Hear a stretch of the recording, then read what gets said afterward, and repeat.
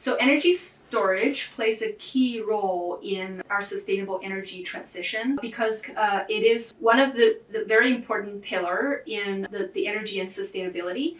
Energy harvested from sustainable resources are usually intermittent, so you definitely need complementary technologies to actually store them and use them anytime and anywhere that you wanted to.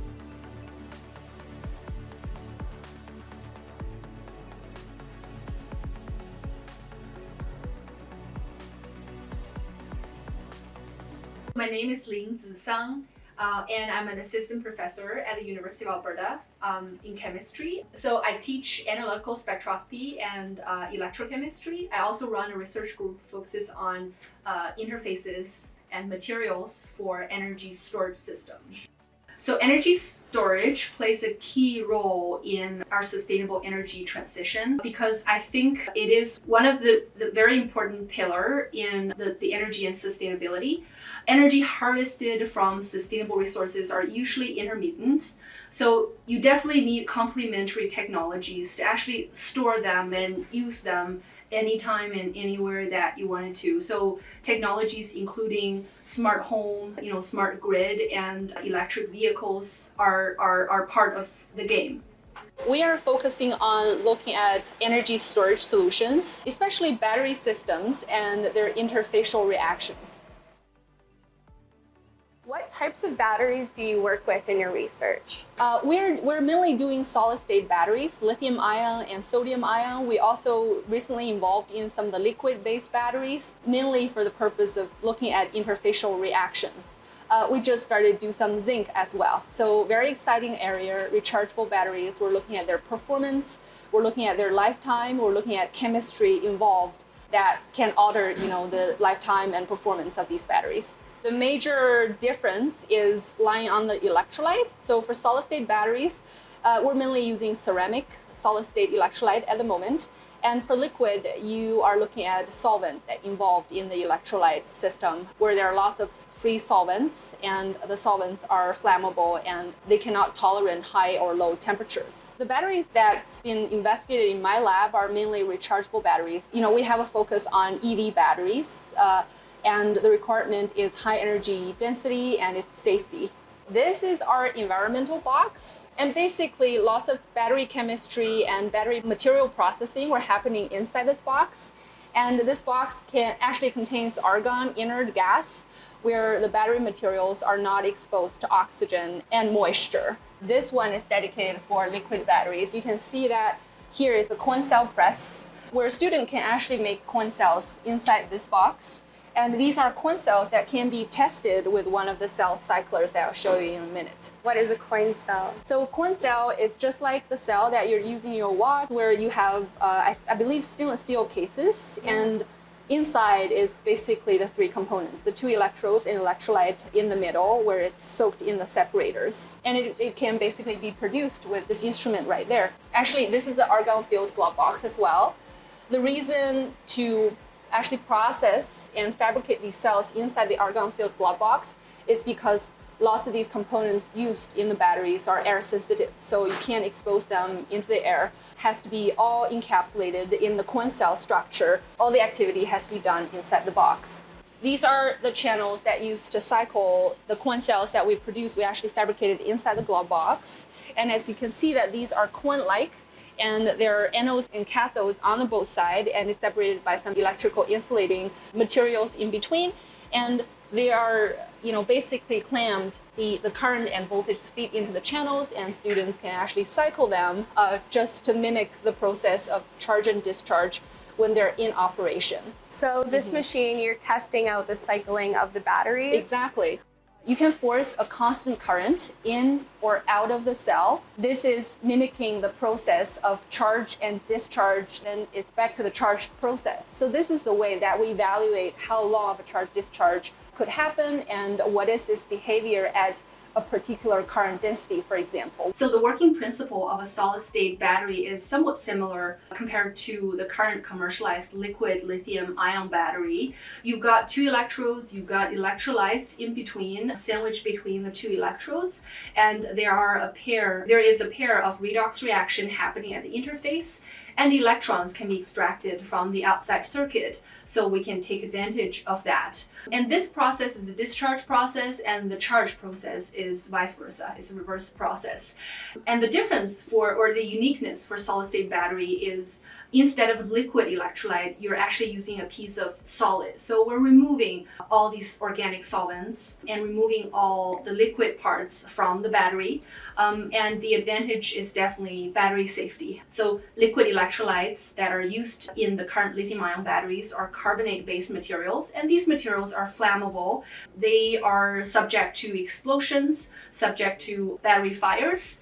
So definitely replacing these organic electrolytes or organic solvents with a piece of solid is going to put us one step closer to a better battery safety.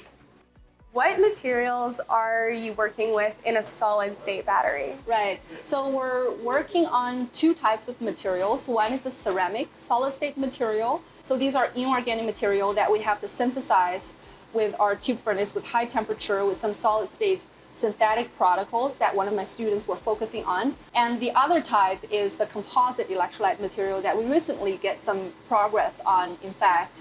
And the composite electrolyte materials are actually a combination, physical combination of a ceramic electrolyte with some polymer coatings. So it's binders plus the ceramic electrolyte. And as you can hear that from the name, right, it sounds like the mechanical property is enhanced by the coating. We're super excited to find that we can incorporate these polymer binders into the ceramic to make them less mechanically fragile, more mechanically strong. So does that mean that they would be able to support a higher amount of power in the battery? Exactly. There are actually two advantages compared to the liquid cells that we have in hand. One is you're moving away from the organic solvent, which is flammable and easy to, experience volume expansion, explosion, and all that chain reactions. And the other advantage is you're able to enhance the mechanical property of the ceramic electrolyte, which means that you are able to make thinner electrolyte materials. As a result, you can make thinner cells, thinner unit cells. And if you think about the amount of material that can be used for a composite, which is only 10% of the thickness compared to a ceramic electrolyte that is 10 times thicker, then you're saving lots of materials, you're saving space, and you're actually also saving the mass of the full unit cell packet. And in the EV, this is particularly important because for 10 cells, be able to pack, for example, 10 cells in one battery pack, now you're shrinking the volume and the mass for that 10 unit cells to be used for actually supplying or delivering the same amount of power. So that's certainly an increase in energy and power density potentially. My students are really proud of are these characterization tools that we can really access the interface of the batteries. So for example, this is an IR instrument where we have these nice add-ons. One is, this Tom box where you can actually set your cell, your battery inside here. Again, students have to actually make their measurement apparatus, their cell that's sitting at that spot, where you can guide your IR light out there and monitor the surface or interface of your battery while the cell is in operation. What we can do is we can actually connect the potentiostat with the cell, so we can operate the cell, mimicking that this is operating a battery, while we can collect the spectroscopy information right here. So that means you kind of watching the process of the chemistry while the cell is in operation. Cool. So this is super important because we need that level of insights to then be able to say what are the process that will be detrimental for a cell lifetime or for the reduced capacity and all that. Only at the moment that you understand this level of detail, you can then take the next step to say, oh, here are some new interfacial materials or interfacial structures I'd like to be implemented at the interface so can stop that process, that detrimental process from happening. We take that bottom-up design approach with our very insightful characterization tools It's very challenging to actually do the right characterization that actually resembles what's happening inside a coin cell structure that I showed you, because usually students will need to design their cell that can adapt to this instrument and watch that chemistry.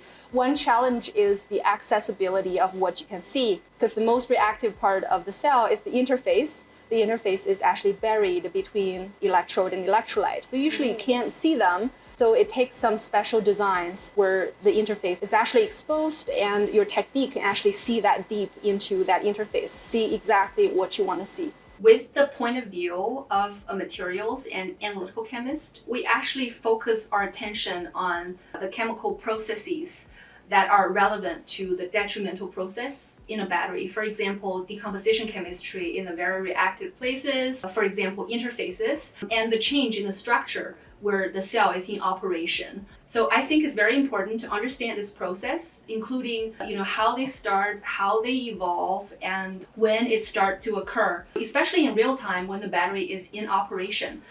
So with that understanding, we can then come back and understand the process from the molecular level, then think about what are the best strategies to actually make a change to these detrimental processes. And we do characterizations, we also do modifications of the interface, modification material structure, with the goal of eliminating these detrimental processes and increasing the lifetime of the battery and increasing the performance of the battery. So we do IR, we do vibrational spectroscopy, IR. We also do Raman, where you actually use visible light. And we also do synchrotron experiments. I send my students to the Canadian light source in Saskatoon. And over there, they are using X-ray to access the interface. So depending on what kind of information you want to get out from the interface, you choose your technique. And the other part is design a cell that can accommodate that measurement. That's cool. Do you find that there's benefits to one type of analysis over the other? Certainly. For different analysis, it's so unique. It's very unique.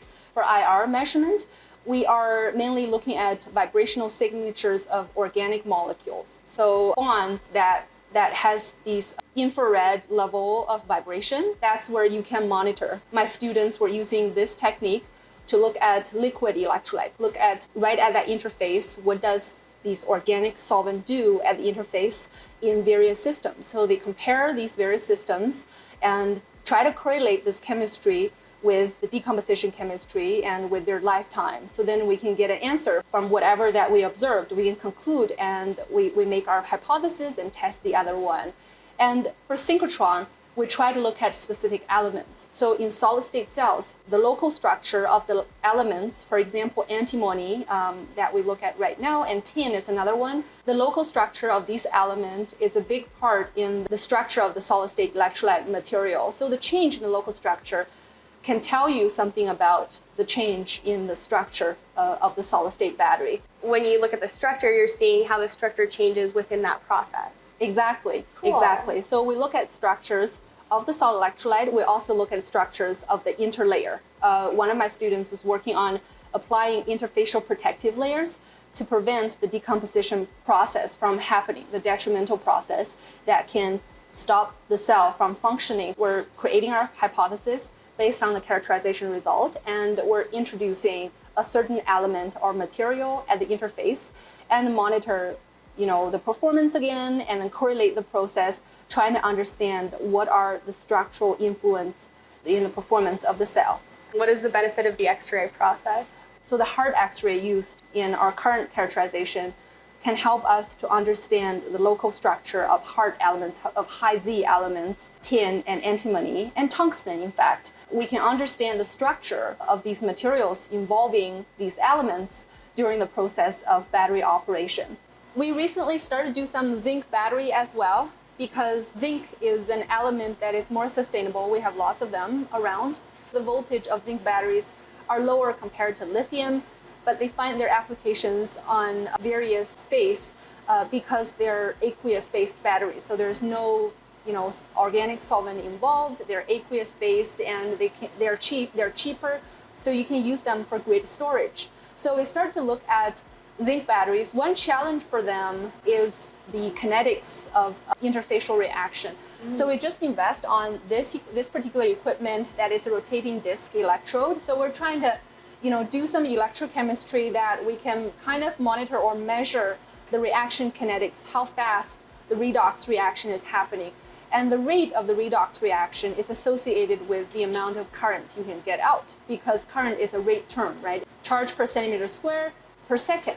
So the fast you can get this going, and the fast or the higher the kinetics of the overall cell means a higher operational current that you can get out. So kinetics is one area of focus. We're trying to see through the amount of material that currently used in zinc batteries. We're trying to discover new materials and trying to evaluate the reaction kinetics of these interfacial reactions, important interfacial reactions. So you're trying to increase the amount of movement that's happening within the cell so that you get a higher output. Is that's essentially yes. And the kinetics of the reaction is so materials dependent. It's not like you can ask them to increase the reaction rate. It is depend on the structure of the material. And that's why I think that's where chemists can come into play, understanding what is the structural to kinetics correlation in this regard, and measuring fundamental reaction kinetics is one important part in this part. And my student Sneha is working on this, and she's trying to evaluate the reaction kinetics, and she's trying to understand how the reaction kinetics is correlated with the decomposition chemistry with the IR equipment out there. So it's all integrated very well together. The entire team is dreamed of doing, measurements while the battery is in operation. And this is certainly a very challenging experiment to do, because what involves was to actually design measurement apparatus to be able to cycle the battery, charge and discharge the battery while you're doing characterizations, use various spectroscopy techniques. So on the technical level, this is challenging. And on the personnel level and collaboration, when you think about collaboration between teams, since we're doing a lot of work out in labs that are away from U of A, for example, in the Canadian light source. So from the collaboration point of view, and this is challenging as well. So it actually takes lots of effort to even get to the measurement that we want. But on the other side, I like this process a lot. Basically, I like all the challenges that we actually face during this process. I saw students being very excited in overcoming all these different obstacles. And when they when it comes to communication, talk to researchers that focusing on different aspects, but actually looking at the same problem, it is a challenging and very empowering process as well. What I want to show is the microscope with Raman capability on it. So this is an old microscope, and these are the Raman probes where fiber optics, laser light can be actually guided through the laser optics and going down through the microscope objectives. And you have samples that can be laying here, scattering from the sample, and then you collect them back through this probe and guide them back to the camera. So the uniqueness of this is we can look at very low vibrational signatures, very low frequencies. And I think this is very unique because most of the Raman system now commercialized out there, especially Raman microscope, only goes down to a certain level of Raman shift, which nowadays like 100 or so. But this equipment can go to 5 wave numbers, which means you can access a lot more structure down there. These are phonon modes in silica, and you have a lot more terahertz vibration within that range. And these are weaker modes. These are actually weaker vibration correlated with the lattice inside the material. So it's the lattice, the vibrational bands that associated with a very weak lattice motion are usually too weak to be captured at higher vibrational frequencies. So usually they're between 5 wave numbers and 100 wave numbers. Lots of commercialized Raman microscope or Raman spectrometer cannot really capture that weaker vibration that I was talking about. There are actually very limited information out there right now, even in the research community, but we hope that with this unique capability, we can see something that is very unique and has never been discovered before, in fact. There is a uniqueness where I think other equipment cannot see. We are very into characterization of materials, and we're open to different spectroscopy techniques, and we're very open to couple electrochemistry with spectroscopy and see what's going on in between while things are ongoing. Yeah, and a very comprehensive characterization at that, too. It is. It's very difficult. It's very challenging for students at the beginning, but once they get it, I can see lots of pride on their face, and this is something that they can do, but other people cannot do. And especially with today's academia, there are lots of papers, there are lots of journal articles out there. People publish like crazy, very, very fast, but they know that they have an edge, and they know that they have a uniqueness in their research, and that's very important.